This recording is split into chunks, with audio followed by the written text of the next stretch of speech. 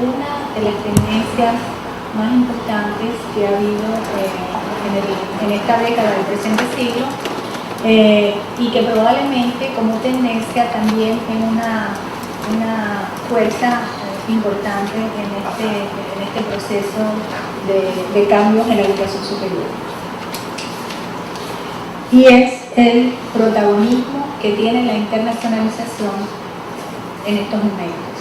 Y sobre todo, yo decidí dedicar, dentro de las nuevas fuerzas de cambio de la educación superior, decidí justamente presentar la tendencia de internacionalización también por las connotaciones que tiene en términos de la misión de MILA, que es una misión de una internacionalización y una integración con colaboración y con cooperación, y entonces para ubicar las tendencias y entender la importancia que puede tener una universidad como esta. Entonces, el protagonismo de la internacionalización. El tema que vamos a tratar en esta segunda conferencia, como dije, tiene que ver con ese protagonismo que está adquiriendo la internacionalización e integración en el contexto de las nuevas dinámicas de la educación superior. Y cómo estos fenómenos se complejizaron, los fenómenos de internacionalización, a partir de la emergencia de la globalización. Para esta exposición se va a considerar globalización a la manera como se ha estado utilizando este concepto en el campo de la educación superior, que es el siguiente. Se entiende globalización como el flujo de tecnología, conocimientos, personas, valores e ideas que circulan a través de las fronteras y que afecta a cada país de manera diferente de acuerdo a su historia, tradiciones, culturas y prioridades. Como hemos venido planteando en la conferencia anterior, la entrada en este tercer milenio vino acompañada de vertiginosos cambios asociados a la emergencia de una vigorosa globalización del conocimiento, con un mercado educativo sin fronteras, con nuevos proveedores, nuevos modelos de ofertas educativas, con proliferación de redes del conocimiento, con aumento de movilidad de personas y movilidad de capitales educativos y, en fin, con relaciones competitivas a nivel internacional, las cuales pueden ser amenazadoras para nuestros países si se descuida la magnitud y el alcance que tienen. Por primera vez en la historia, la educación superior se siente acosada por fuerzas comerciales que están logrando desestabilizar el carácter de bien público que hasta ahora era inherente a la educación. Estos cambios llegan súbitamente y rompen con las reglas de juego existentes de acuerdo a realidades ya conocidas. La educación transnacional, la educación como bien público, la educación como comercio de servicios, la globalización del conocimiento, los nuevos proveedores, los rankings mundiales, las universidades de clase mundial. Estos y muchos otros términos que hemos estado manejando desde el lunes escapan todavía a su comprensión en cuanto al impacto que tienen en contextos concretos y en cuanto a los diferentes perfiles que pueden tomar en las múltiples versiones por las que están emergiendo. Por ello que este es un campo de investigación importante que está abierto a todos ustedes.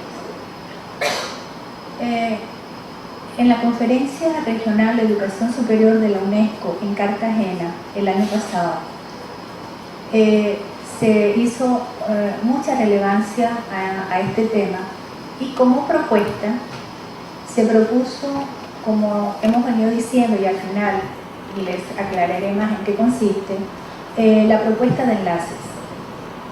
Aunque quizás tengo entendido que el profesor Carvalho, el director de IESAL, tuvo una conferencia y quizás también habló de lo que es el encuentro latinoamericano y caribeño de la educación superior.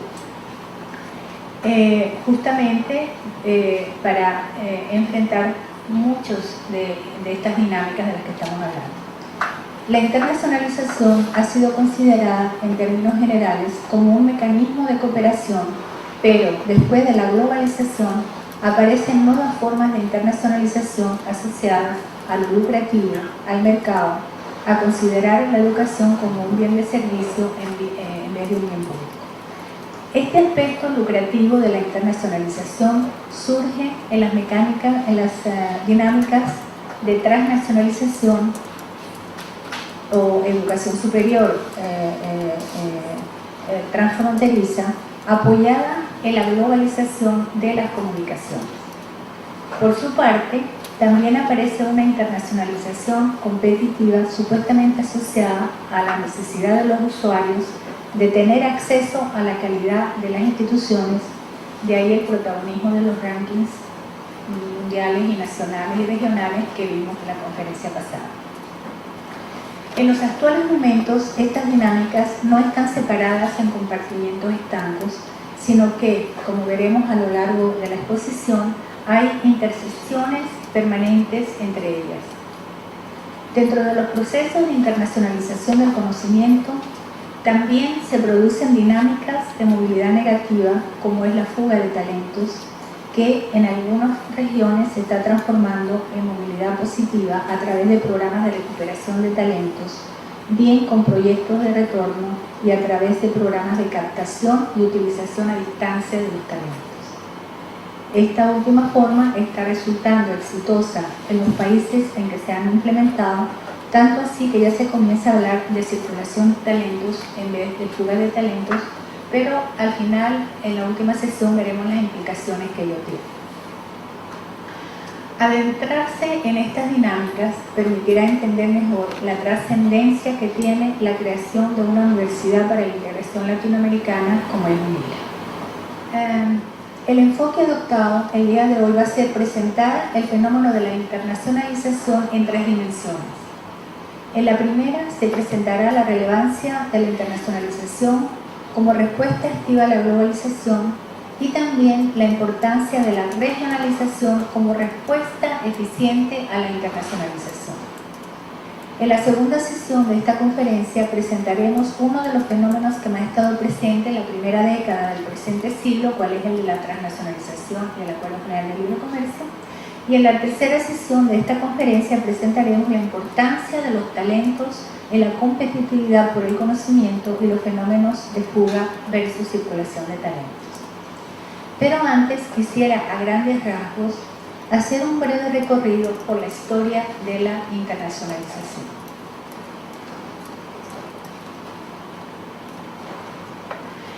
La larga historia de la internacionalización de las universidades surge en el mismo momento que nace la Universidad Europea, hace ya casi 10 siglos.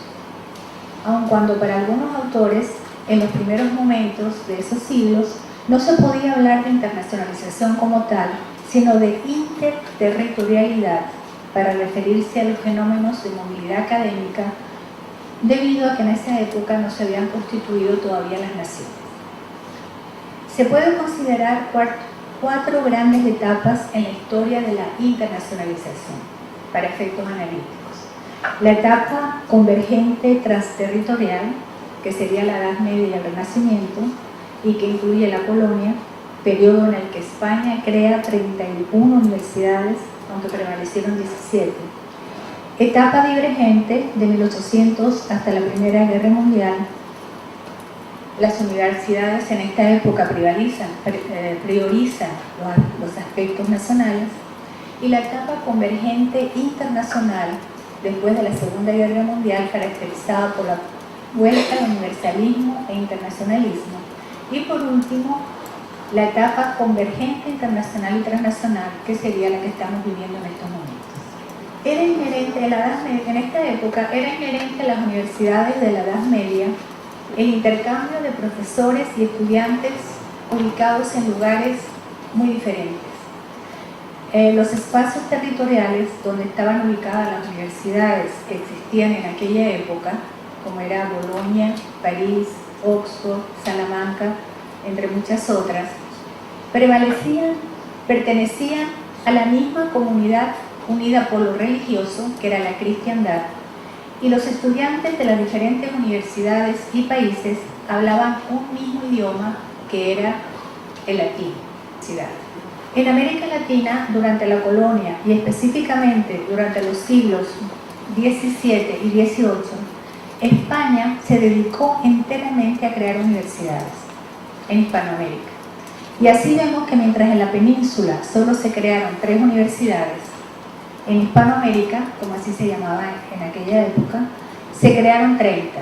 Y aunque solo prevalecieron 18 para el momento de la independencia, ello significó 6 veces más de las creadas en España en ese mismo periodo. Uno de los motivos fundamentales que se aduce para la creación de las nuevas universidades en Hispanoamérica, aparte de los motivos ideológicos, fue la distancia y dificultad de los estudiantes para ir a estudiar a España, y después, cuando hubo algunas creadas en Hispanoamérica, se repetía el mismo motivo, refiriéndose a la distancia con las primeras universidades creadas, la de Santo Domingo, la de Lima, la de México.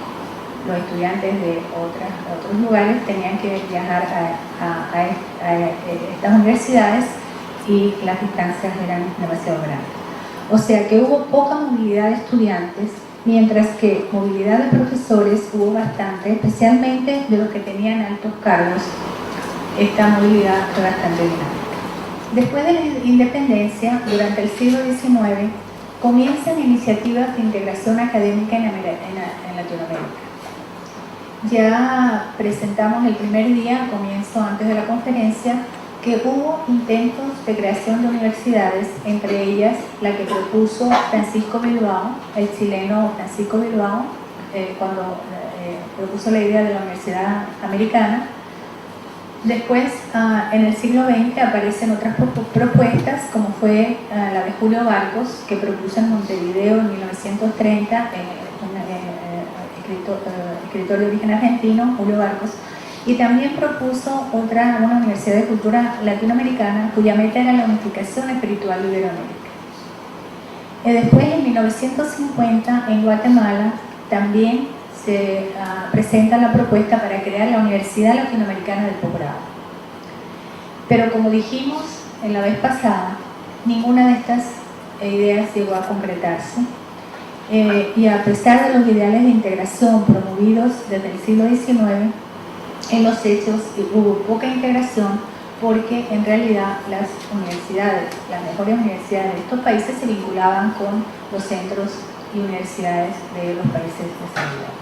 Más tarde, a partir de la segunda mitad del siglo XX, la internacionalización se comienza a expresar vivamente en el contexto del paradigma del desarrollo, el cual fue asumido por los países latinoamericanos a través fundamentalmente de las directrices emanadas por la CEPAL, y dentro de este contexto se incentivaron políticas de movilidad de estudiantes de los países latinoamericanos a los países avanzados, o sea, dirección sur-norte. Al mismo tiempo que se produjeron acuerdos de cooperación institucional en sentido norte-sur. También comienzan a crearse y proliferar instituciones de integración regional y subregional. Actualmente existe una gran diversidad de asociaciones y redes, como ya planteamos, que están funcionando entre investigadores en la región, constituyendo comunidades académicas, creando espacios de conocimiento, a veces poco visibles, pero quizás mucho más de lo que nosotros imaginamos. El tema de la integración y la internacionalización aparece, como he venido insistiendo, como tendencia fuerte en la última década del siglo XX, por la afluencia de dinámicas integradoras de carácter regional y subregional, además de los acuerdos regionales y acuerdos realizados entre instituciones. La internacionalización aparece también como una de las prioridades en el discurso de la Agenda de Transformación y Organismo Internacional, sobre todo a partir de la Conferencia Mundial de UNESCO en 1998. Voy a plantear cómo en estas conferencias se consiguió la internacionalización. En la conferencia pasada planteé más o menos los elementos fundamentales que se plantearon en dichas conferencias. En este momento voy a escoger los elementos que sobre internacionalización se plantearon en esas conferencias. Y esto lo hago porque, como dije la vez pasada, en realidad estas conferencias en la década pasada funcionaron como mapas orientadores para las políticas de los gobiernos y de la institución. En la reunión de La Habana, en 1996, la reunión regional, se planteó en uno de los documentos la internacionalización con cooperación. Ahí se puso claro la necesidad de una internación con cooperación para hacer frente a la internacionalización competitiva, aunque todavía en ese momento no había surgido la competitiva con tanta fuerza como surgió después de la conferencia del 98. En la conferencia mundial del 98, además de considerar la internacionalización con cooperación, también se plantea de manera enfática que la dimensión internacional debe ser una parte intrínseca de la educación superior, o sea, se le da una relevancia fundamental, y de hecho esto incide en que muchas universidades comienzan a crear unidades de internacionalización que no tenían.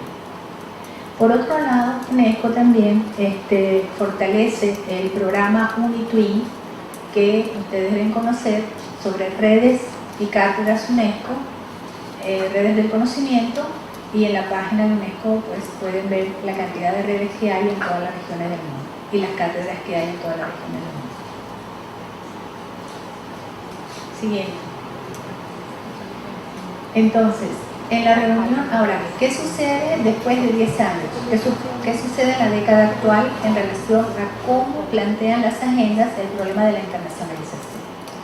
En la conferencia regional de Cartagena del año pasado, se vuelve a insistir en la internacionalización con cooperación, se enfatiza la educación superior como bien público social, se critica el GATS, al Acuerdo General de Libre Comercio y a la educación transnacional lucrativa, se promueve la creación de redes y programas de movilidad, se fortalece la idea de la convergencia de sistemas de evaluación y acreditación, y se promueve la construcción de un espacio propio latinoamericano que es el enlace. Ahora, en la conferencia mundial de este año, la Conferencia Mundial de Educación Superior de UNESCO del presente año, hace unos meses, se plantea la internacionalización con cooperación, también se plantea la educación como bien público. Sin embargo, también al mismo tiempo se acepta la prestación transfronteriza siempre y cuando haya instancias que evalúen la calidad de esta oferta. Y aquí, con este punto, quedó viva todavía la tensión entre educación como bien público social y comercio de servicios. O sea, a pesar que en algún momento se habla que la educación debe ser un bien público, sin embargo, por otro lado, se abre la puerta a lo transnacional con algunas condiciones, pero que no están muy claras.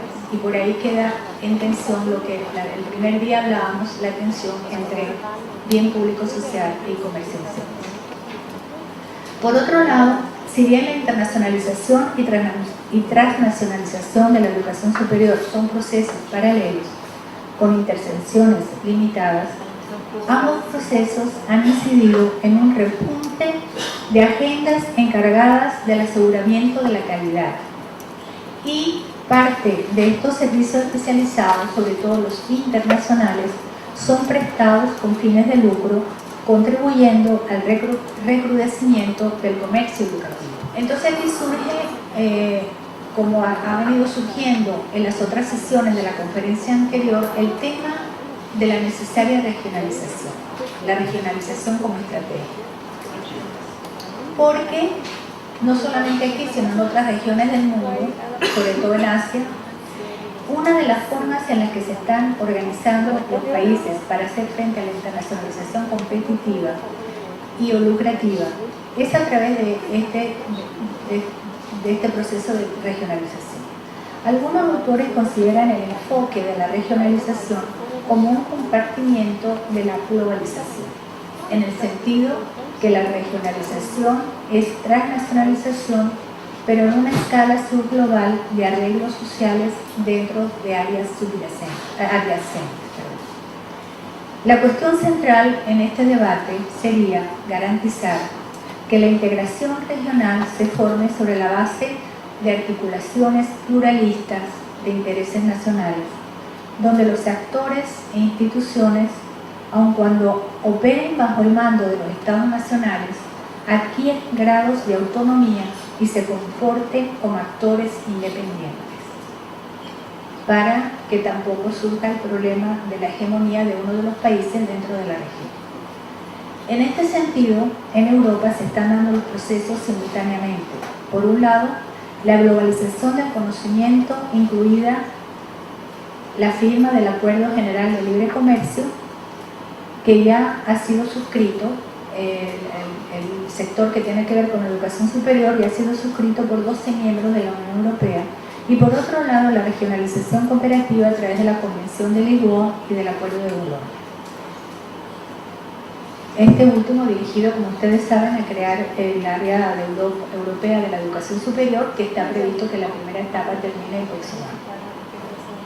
Ahora bien, en la integración como fenómeno siempre se consideró un mecanismo de cooperación para una necesaria optimización de complementariedades. Pero en el contexto de la globalización, este significado cobra mayor fuerza por la urgencia de sumar esfuerzos y no quedar excluidos de las dinámicas globalizadoras.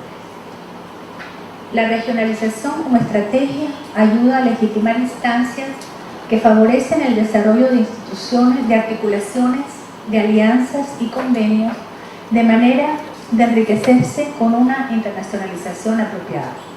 La integración regional es, pues, una manera de potenciarse y contar con mayores fortalezas en los procesos de globalización académica, pues la amplia y densa red de enlaces que han emergido en el espacio global del conocimiento amerita enfrentarla con nuevas formas de coordinación de las universidades latinoamericanas para un mejor posicionamiento externo. Como dijimos el primer día, el mercado global de la educación superior internacional ha sido estimado en más de 30 billones de dólares, estando en el primer puesto Estados Unidos, seguido de Francia, Alemania y el Reino Unido. La forma de suministro que todavía tiene mayor porcentaje de ese mercado global es el consumo en el extranjero, o sea, los estudiantes que estudian en países diferentes al sur. Sin embargo, otras formas de suministro, como ya hablamos y como habló creo que el profesor Valdemar, el suministro transfronterizo y el de presencia comercial de instituciones extranjeras a través de sedes franquicias están comenzando a tener un gran potencial económico para un crecimiento futuro. Es por ello la importancia que tiene el Acuerdo General de Libre Comercio para estas corrientes. Ahora bien, América Latina puede constituir un mercado interesante para los nuevos proveedores, debido a que el promedio regional de la tasa de matrícula de educación superior de la región es bajo comparado con el de los países avanzados. Como dijimos, aunque ha aumentado mucho en la última década, en este momento el promedio regional es de 37%. Aunque es un poco más alto que el promedio mundial, la tasa de matrícula mundial, como vimos el primer día, es de 26%. Sin embargo, es mucho más bajo que el de los países desarrollados, que es de 70%. Por otro lado, algunos países, aunque han desarrollado un sector privado mayor que el público, como el caso de Brasil, más del 70% de matrícula es privada, todavía tiene tasas de matrícula bajas. La preocupación es que la tendencia de la gran expansión que tuvo el sector privado nacional en muchos países, como en Brasil y Chile, cuyo promedio regional de matrícula privada es mayor del 70%, el regional vimos que era el de 40%,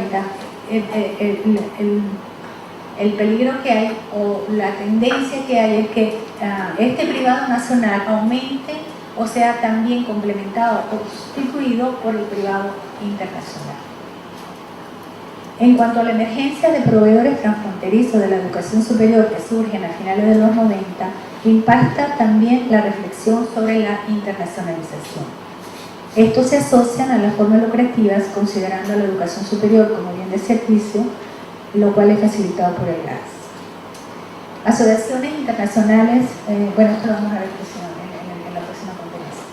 La oferta transnacional y comercial de servicios educativos en los últimos años se ha ampliado considerablemente y supuestamente sigue creciendo. Hay autoconfianza para la integración académica, para lo que estamos planteando como necesario, indispensable, para poder sobrevivir en estas dinámicas globalizadoras competitivas.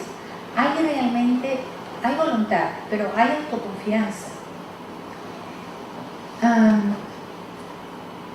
No solamente autoconfianza, o sea, hay autoconfianza recíproca y autoconfianza como región, además de capacidad técnica para llevar adelante dinámicas de integración más fuertes que las conocidas hasta ahora.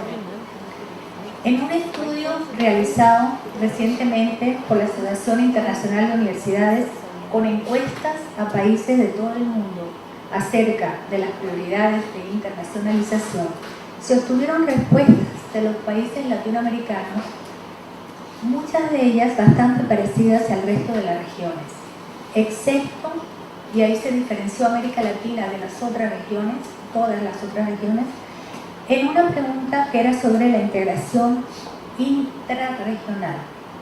Mientras esta dimensión fue la primera prioridad para Europa, Asia y África, para el caso de los países latinoamericanos, la cooperación intrarregional quedó en el 10º lugar sobre 14 respuestas.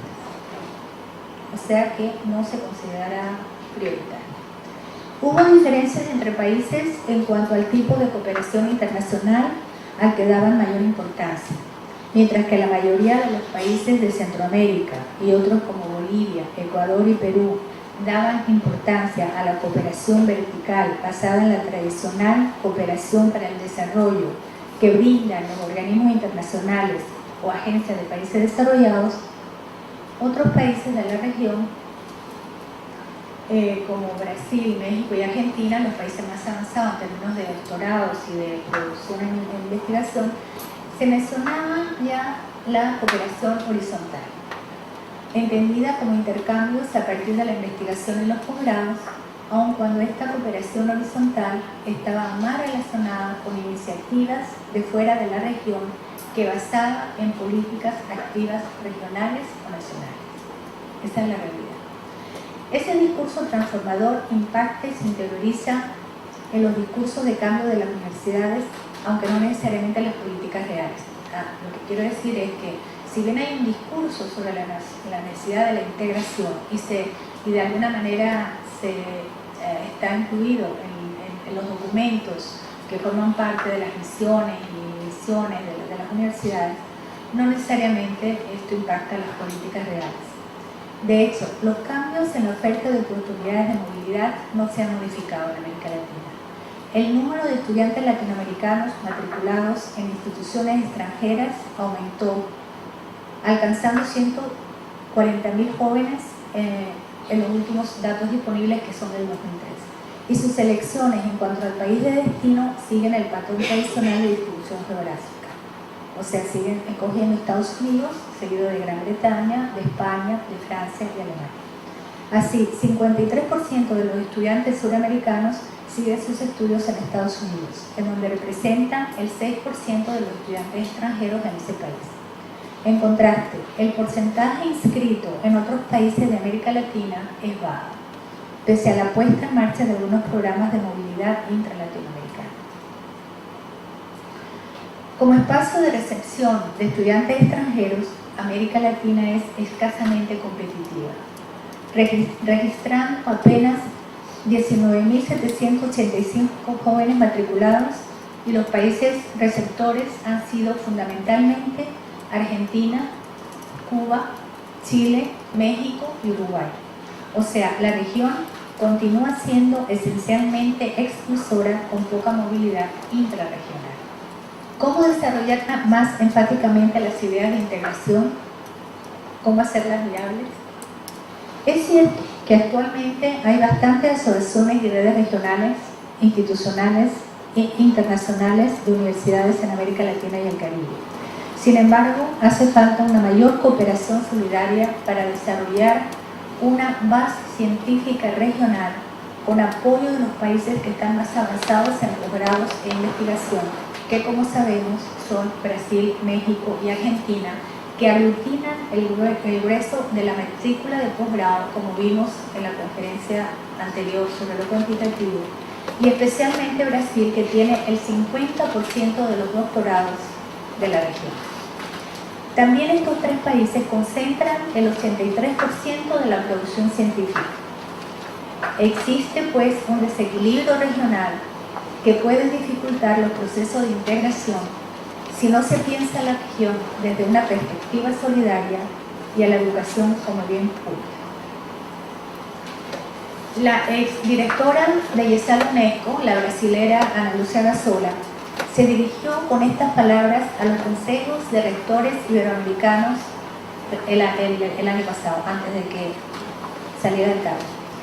Dice, entre comillas, si nosotros no conseguimos pasar de nuestra retórica, en la cual tenemos consenso, a una práctica solidaria y transformadora, con proyectos concretos, con metas específicas, con evaluación de nuestra capacidad de acceder a las metas y también con evaluación de nuestras dificultades, me parece muy difícil que nuestro espacio se transforme en algo real y deje el nivel de las propuestas. Cierra conmigo. El llamado, por tanto, es hacia la acción, considerando que la producción de conocimientos es costosa y es aquí donde la optimización de complementariedades es fundamental para construir una integración bien orientada, indispensable para enfrentar los tremendos desafíos que reclaman la atención de las universidades. En este sentido, UNILA y enlaces puede ser una respuesta. Esto lo veremos en la próxima charla. Gracias. En la conferencia pasada sí analicé muy detalladamente, creo que debe haber quedado claro, las diferencias de posición entre Banco Mundial y UNESCO, ¿no? Creo que eso quedó claro. Ahora, en internacionalización, como dije, el Banco Mundial durante esta década, eso fue en el 2003, bueno, sí, muy bien lo analizaron, pero seguramente el análisis fue lo que el Banco Mundial había propuesto en la década de los 90, ¿no? Y bueno, y quedó claro en la conferencia mía pasada que efectivamente tenía una posición absolutamente neoliberal y qué sé yo, ¿no? Eso yo creo que quedó claro. Ahora, en términos de internacionalización, y por eso me gustaría también tener la opinión del profesor Berlemar, que se ha ocupado de estudiar estas cosas, en términos de internacionalización, yo creo que Banco Mundial no se ocupó tanto de América Latina esta década. Se ha ocupado de los países asiáticos, y se ha ocupado y tanto así, lo que hablábamos, que ellos han ayudado a países a crear universidades de clase mundial. Entonces, lo que sí, en términos a nivel de las concepciones de internacionalización a nivel mundial, como dije la semana pasada, la OCDE pareciera que está de alguna manera siguiendo las orientaciones del Banco Mundial y ha sido mucho más visible en sus posiciones. Y resulta, las tensiones son mucho más complejas y tienen más matices, porque cuando uno habla de que, por ejemplo, OCDE o Banco Mundial tienen posiciones distintas a UNESCO, eso es relativo, porque dentro de UNESCO hay también tendencias, y ese es el problema, o sea, ese es el problema, no es la realidad, ¿no? Dentro de UNESCO hay tendencias, y dentro de por ejemplo, no es lo mismo la UNESCO, el sector de educación superior de UNESCO, cuando estaba el brasilero Marco Antonio Díaz, no es lo mismo, que eso fue en la década de los 90, no es lo mismo, es muy diferente a esta década en el que no está Marco Antonio Díaz, sino que está otra persona que sí tiene vínculos, que se entiende muy bien con la OCDE. ¿Me explico? Entonces las tensiones no son tan claras en unos organismos en este momento, ¿no? Hay muchos matices y hay muchas tendencias dentro de las propias instituciones y entonces dentro de UNESCO, por eso que la tensión entre bien público y comercio de servicios para mí no se logró superar en la conferencia mundial debido a que dentro de UNESCO, que supuestamente es la institución que debía tener una posición firme y enfática de que la educación superior es un bien público, pues quizá no se vio tan expresamente decidido, está en el discurso, pero hay otras cosas que hacen que no esté tan claro. Eso refleja que efectivamente no todos piensan lo mismo, incluso dentro de UNESCO, ¿no? Esa es una opinión muy personal. No sé qué piensas tú, pero ¿en qué momento están? ¿Cuánto se han beneficiado? ¿Realmente han funcionado? ¿No han funcionado? O sea, es otra materia de estudio. Es que tienen unos temas en este tema, tienen muchísimos vacíos para poder investigar, ¿no? Yo creo que el impacto de los programas de Mercosur hay que... Sí, porque todavía no aparecen como muy significativos, ni en cantidad, y por supuesto todavía no se ha evaluado el impacto que esto puede llegar. Exacto. Lo que sí se, por ejemplo, una asociación más reciente que apostó fue a la movilidad, en principio a la movilidad de profesores, fue la Asociación de Macrouniversidades, que tiene apoyo de IESAL, por eso que yo estoy hablando de eso. Ahora, la dificultad que tienen, sobre todo, es el problema de... Hay muchos problemas. Por ejemplo, entre los profesores quizá menos, pero por ejemplo, para nivel de estudiante, incluso aunque sea de posgrado, es el problema de la titulación, el problema de la convalidación de títulos y diplomas. Hace 30 años o 40 ya que hay un acuerdo de convalidación de títulos y diplomas para América Latina, y eso se reúne todos los años y nunca se avanza. O sea, hay problemas, y eso es fundamental, o sea, cómo hacer para convalidar los títulos, los grados, los programas. Entonces, como eso no avanza, pues tampoco los programas, como macrouniversidades, el programa de macrouniversidades que empezó con mucha fuerza, que tenía buen financiamiento, con mucho apoyo de México. Y bueno, también habría que ver, ya lleva creo que varios años, como 5 años, habría que ver qué ha pasado. Hay mucha necesidad de evaluar los programas que se pusieron en marcha y qué pasó con ellos y saber lo que están funcionando. También hay, digamos, otro espacio para investigación importantísimo. Ya ilustra las complejidades que tienen cuando ya uno pasa a analizar casos reales de la vida profesional. Es una complejidad que es muy grande, porque usted la ve a lo mejor de esa manera y otros la ven de otra manera, pero siempre es como muy difícil, ¿no? O sea, una cosa es decir es necesario, otra cosa es cuando uno está en lo concreto, todas las complejidades que surgen, y eso es un ejemplo importante. Ahora, ¿qué hacer? Bueno, yo creo que es a todos los niveles, ¿no? O sea, es una cosa que se va dando a todos los niveles, a nivel institucional, a nivel de política nacional, es a todos los niveles, no solamente a nivel de la institución. Hay algunas cosas que sí se permite, y yo creo que eso es la importancia, eso es una hipótesis mía, ¿no? Que tiene los cambios en lo que viene, ¿no? Yo creo que fue muy importante en los 90 las reformas que se trataron de hacer, que muchas veces no llegaron a hacerse completamente, pero el hecho de tratar de organizar el sistema como tal a través de una política pública, entonces tuvo mucho protagonismo la política pública. Entonces se hicieron reformas, bien o mal. Ustedes afortunadamente van a tener a Marcela Moldis en el curso de Valdemar, que les va a hablar de las reformas en América Latina, pero fueron reformas muy desde el público, desde políticas públicas. Bueno, yo pienso que, considerada que es mucho optimismo de mi parte, pero yo pienso que con todas las nuevas realidades, las nuevas tecnologías, con eso que nos permiten las redes, que nos permiten muchas otras cosas, yo creo que eso desburocratiza. Y yo pienso que eso pone muchos desafíos a las propias instituciones, porque de repente muchas instituciones pueden hacer las cosas por ellas mismas y sin pasar por la burocracia de arriba. O sea, hay muchas cosas que se pueden hacer que antes no se podían hacer. Entonces yo pienso que ahora le toca, el momento es a las propias instituciones, donde tienen una capacidad de maniobra mayor, de comunicación mayor, de una cantidad de cosas que quizás no tenían antes y que pueden hacer, y que quizás eso puede presionar a la burocratización que existe en los niveles superiores, ¿no? Pero efectivamente todo eso tiene que estar a todos los niveles, y en cada nivel es una complejidad muy grande. Y fue muy bueno el ejemplo que usted nos puso, porque eso es, bueno, esa es la realidad. Todos los obstáculos y todos los problemas que existen cuando uno está a un nivel ya de querer hacer la integración, ¿no? Gracias. La conferencia, yo creo que también van dirigidas a políticas públicas y a políticas institucionales. Lo que ya hubo una conceptualización de fenómenos. Y entonces una conceptualización, como dije al comienzo, de grandes rasgos, son conceptualizaciones gruesas Y por supuesto, ustedes en otros cursos van a, por supuesto, bajar el nivel, analizar las políticas, tanto públicas. Yo creo que las políticas institucionales son tan importantes como la política pública. Entonces, las personas que están interesadas en las instituciones, yo creo que también, y muchas trabajan en instituciones, trabajan en el sector público. Creo que hay de ambos sectores, ¿no? Entonces, yo pienso, bueno, por lo menos mi discurso va dirigido tanto a la política pública como a las políticas académicas e institucionales.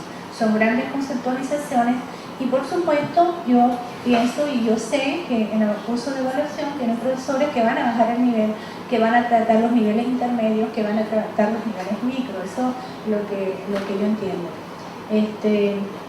Entonces, bueno, en ese sentido, pues gracias por la aclaratoria, pero creo que está bastante claro y seguimos en eso. Por ejemplo, en la sesión anterior, la persona que viene de Paraguay me hizo alusión que efectivamente hay algunos programas que no están presentes cuando yo hablaba de lo que se está dando en integración, porque, como por ejemplo el programa Tuning, el programa 2x5, hay muchos programas que se están dando que lamentablemente sería interesante evaluarlos, igual que lo de Mercosur. ¿Qué impacto han tenido y dónde están y qué ha pasado con ellos? Porque en América Latina se hacen muchos programas de integración y no se sabe qué pasa con ellos, ¿no? Entonces, ahora en ese sentido hay una lista inmensa de redes, de asociaciones y qué sé yo. Bueno, las personas que estén interesadas pueden ver en los trabajos que están en el blog académico que yo tengo trabajado sobre esto, pero en términos generales yo he tratado de presentar como un mapa de conceptualizaciones y para ver dónde se ubican los aspectos, los elementos que ustedes de una manera mucho más detallada van a continuar analizando y estudiando con nosotros personas, ¿no? Eso es así como lo entiendo. Bueno, entonces muy bien digamos, la intervención que has tenido, porque eso da pie para comenzar esta segunda sesión que trata de conceptualizar de manera a grandes rasgos las preocupaciones que tú tienes en relación a las cosas que has mencionado.